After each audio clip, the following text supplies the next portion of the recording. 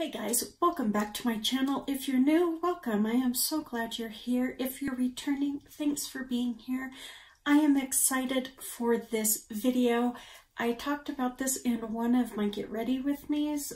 It dawned on me that maybe I should do a video about being influenced by the influencers here on YouTube or Instagram and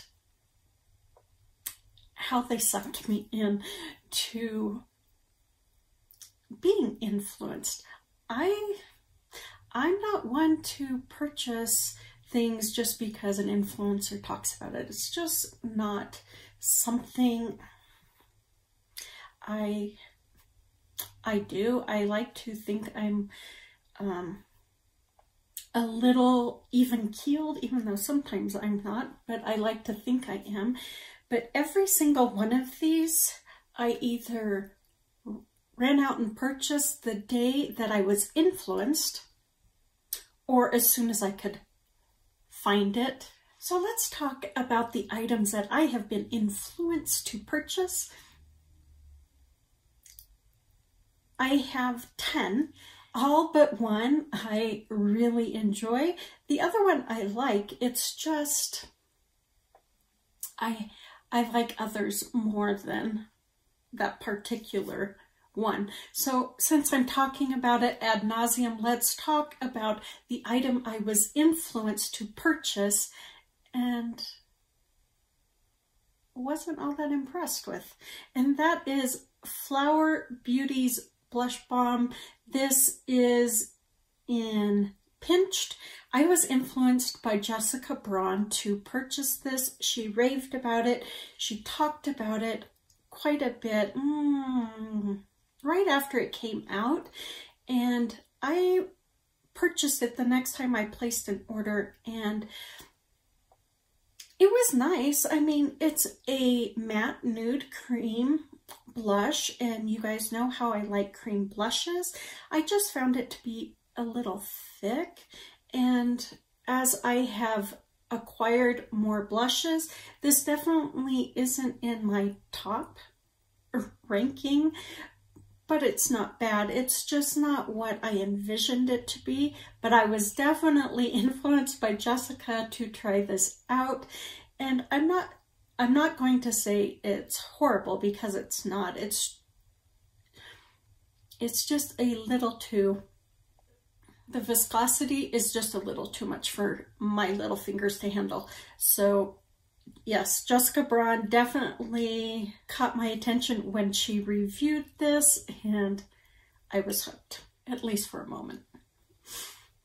Becky Loves Kanga influenced me horrifically on Benefit's Dandelion Dew highlighter. She did a review on this and I was obsessed. I had to go out and get this beautiful peachy highlighter, and I think it is a gorgeous, gorgeous highlighter. I just don't use it a lot. This was my first item that I ever purchased that an influencer got me good, and I don't regret it. I just don't use it a lot, and so I need to use it more because I really think it's pretty, and she was spot on that it is a beautiful highlighter. I just haven't used it. I don't know. I see a theme amongst these items, except for the next one. And this is the item that got me thinking about maybe I should do, you know, a video about being influenced, and that is Rebel Rouge by L'Oreal. Emily Noel, she makes a lot of recommendations and a lot of them are good, but like I said, I tend not to be influenced by people's recommendations. But when I saw this in the store, I remembered the name. I actually put it into my phone, I believe, because I wanted to check it out. And the next time I was in the store, I looked at the shade. She had recommended maybe 3 or 4 lip products, and I saw this shade out of all of them. This is the one that hooked me good, and it is a beautiful, deeper rosy nude. This is what I have on today. Beautiful. It is a cream formula, very comfortable to wear. It smells like watermelon Jolly Ranchers. That's what L'Oreal's lipsticks remind me of, or at least that's what they smell like to me. But I just think this is a gorgeous shade, and I am loving on it this fall. It goes with the majority of my looks, and yeah, highly influenced, extremely in love. Abby over at Make Life Your Runway, all of these people I don't watch very often, but she got me with the Catrice California in a Box face palette.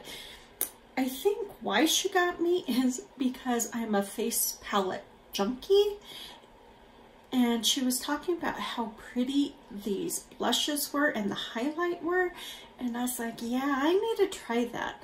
You know, I was justifying my thought process by, I don't have a face palette by Catrice. I don't know how that matters in the grand scheme of life, but I think that's how I justified it. And I love this face palette. It is really good. I love the highlighter. Both of these blushes are gorgeous. This bronzer is wonderful. This one's a little too light for me. I'm sure it's supposed to be a contour, and I'm not a contour kind of gal, but yeah, I really enjoy the formula of the California in a Box. Is it my all-time favorite face palette? No, but I really think it's a good face palette for the price point. So yes, Abby over at Make Life Your Runway got me, and I like this. I just don't use it enough. Amanda D is one of my dear friends, and I was watching her pan the Kat Von D Alchemist palette, and she did a look, you know, using it basically for everything. And I was like, that's really pretty. And I was talking to her, you know, later, and I said, that Alchemist palette is pretty. And she said, yeah, it's really nice.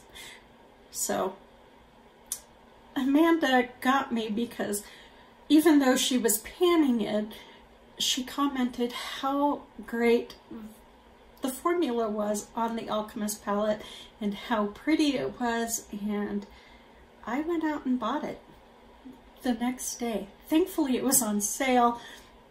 I don't know if I would have paid full price for this, but it was on sale, and I really like it. Even though I'm not into blue and green and purple highlighters anymore, I think this is beautiful, and I like to wear them as eyeshadows. So yeah, Amanda, thanks, girl. You influenced me. Tara Babies is a channel that I love to binge watch. I go for long periods of time not watching her, and then I just watch her like back to back to back of all of her past hauls. And I think I've done that just so she doesn't make me waver, because that girl, she can convince. And even though I have wanted to buy a lot of things that she has influenced me to buy, I haven't, because basically I haven't had the funds. One thing I did, however, purchase off of her influential review was the Marc Jacobs highliner. She talked about how well it wears in her waterline. She has a hard time finding eyeliners that stay in her waterline, and I remembered that review. Even though I did not purchase the highliner by Marc Jacobs right away, I continued to remember how well this wore for her. And so when I saw that they had the Peridot shade for the highliner, I immediately grabbed it. Now, Would I have grabbed it earlier had the price point been lower? Absolutely, because you guys know how much I love eyeliners. But this is a little steep, and so it made me, you know, do a little hiccup for a second. But once I picked it up, I have not regretted having this, and in fact, I want more. And I have one in my cart at the moment. Doesn't mean I'm pulling the trigger just yet. But it is sitting in my cart. So, Tara babies, you got me on the highliner, but girl, you are probably the deadliest channel for me to watch when it comes to being influenced. Now, I love Paula over at A Beauty Guru Made Me Do It. The other day she made a comment on one of my older Fragrance Fridays, and she just made me laugh so hard. Paula is just one of the sweetest people out there, and she cracks me up. And I love watching her channel because, one, she has a large collection that I just love to see.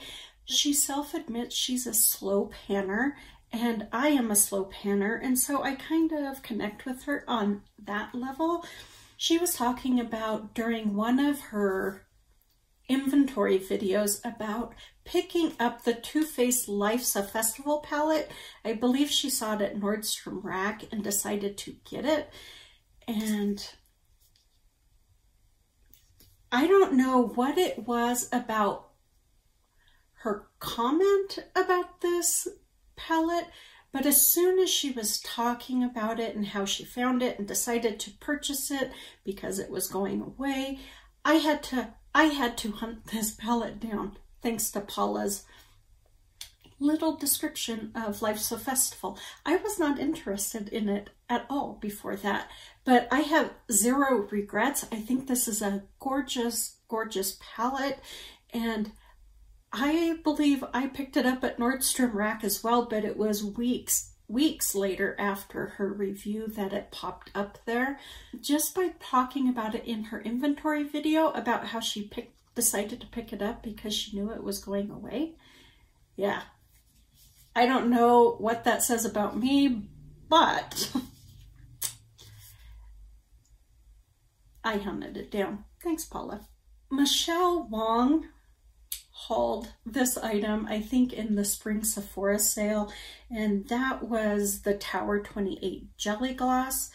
This is empty. This is my second bottle. I do have a third bottle of the Tower 28 Jelly Gloss, but she had this shade on when I saw her talking about it. This is Fire, and it looked so beautiful on her. This is a sheer orange lip gloss.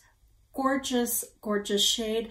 Fearless is my favorite, but I remember Michelle wearing this and how beautiful it looked on her, and it made me want to get these glosses. Now, Fire was sold out at the time that I ordered my Fearless, but as soon as it came into stock, I picked it up. Thanks to Michelle Wong, and this is worth every penny of the $14. Steep for a gloss, yes, but it has no tackiness.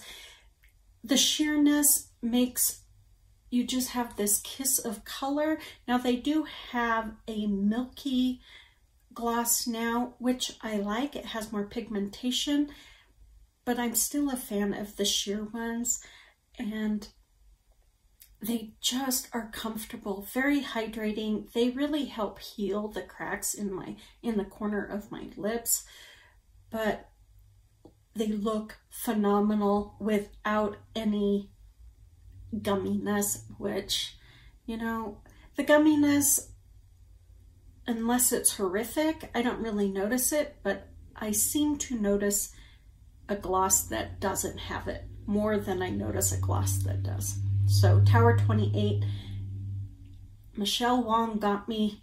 She influenced me to buy it, and it was worth it, obviously, since I'm working on my third tube. This next one, I apologize in advance. They are dirty.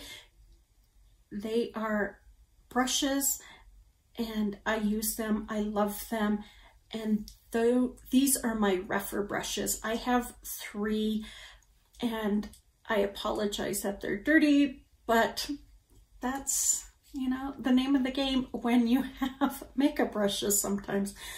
So Mandy Lee did a review on Rephr brushes and she talked about the concept store and she talked about how wonderful they were, how well they blended, how soft they were, how well they cleaned. And I am not a brush snob at all, I have e.l.f. brushes that I love to pieces. But I wanted to try these and see if they were worth it. Since you get them half price in the concept store, I thought I would grab one. I grabbed one, I fell in love with it, then I grabbed 2 more out of the concept store and I haven't picked up any more since then, but that doesn't mean I don't want to. These are phenomenal. They are as soft as Mandy spoke of. They blend as beautifully as Mandy spoke of. They clean phenomenally. I was surprised how well they cleaned. Wonderful. If you want to try Rephr, this is a great time to try them. Although I think the sale has just gone off, darn it. But they still have the concept store going and you can, you know, purchase them at half price and just give your feedback on the brushes. So you just give them your thoughts and feelings on the brushes and they actually, you know, take into consideration your thoughts and feelings and implement changes you think might be beneficial to the company. So yes, Mandy Lee got me on Rephr brushes and I am completely in love with these brushes and want all of them. I counted wrong. I pulled out 11, but I will only do 10, so 1 will sit here. This last one is the most recent item I was influenced to purchase, and that's the Too Faced Natural Lust palette. Now, I looked for this on sale. I didn't go out and purchase it right away. I had zero interest in the Natural Lust palette until Kat from Kitsch Snitch talked about this palette, and you know, I saw the look she created using this palette and I was absolutely floored. I had not seen anyone, you know, use this in a way that spoke to me. Now, it's possible that it didn't speak to me because at the time I was really into color when this got released, and so this just didn't have enough color for me. It was more like what I used to like back in the day, what I've worn ever since high school, which is neutral tones. In high school, I wore grays, then I migrated to neutrals, and I stayed there until just a couple of years ago when I got into color. Now I am slowly going back to neutrals, and this palette, it just hits all the right buttons for me. I love this berry shade because I can, you know, deepen out, make it a little smokier if I want something a little darker, but I have all these beautiful light shimmery cool tones that just look gorgeous on the lid. I like this palette and I'm so glad I picked it up. I'm glad that I saw Kat's video where she was talking about this for one of her favorites, I believe, and that I hunted it down. And it took weeks to find it on sale. I kept missing sale after sale after sale. But when it came back in stock on sale, yeah, I grabbed it. So those are the 10 items that I have been influenced to purchase. Every single one of them got me, and they got me good. Now, obviously, I haven't had the best of luck with some of them, and the majority of them I don't use very often, but I was totally influenced to purchase every single one of these. And while I can only think of a few more off the top of my head, I do know there are a a couple others that are floating out there that somebody said, this is really good. And I went, yes, please. I need that in my life. What have you been influenced to purchase? Inquiring minds would like to know. Whether it be here on YouTube or on Instagram, have you been swayed by these influencers to purchase an item? Or have you been able to have, or have you the fortitude to say, no, I'm good, thanks. I used to think that was me, but if I can come up with, you know, more than 10 off the top of my head, maybe I can be swayed a lot easier than I thought. Food for thought. That's it, guys. I hope you enjoyed this video. I had lots of fun making this video. Please take good care, be safe, be smart, and I will see you on the next one.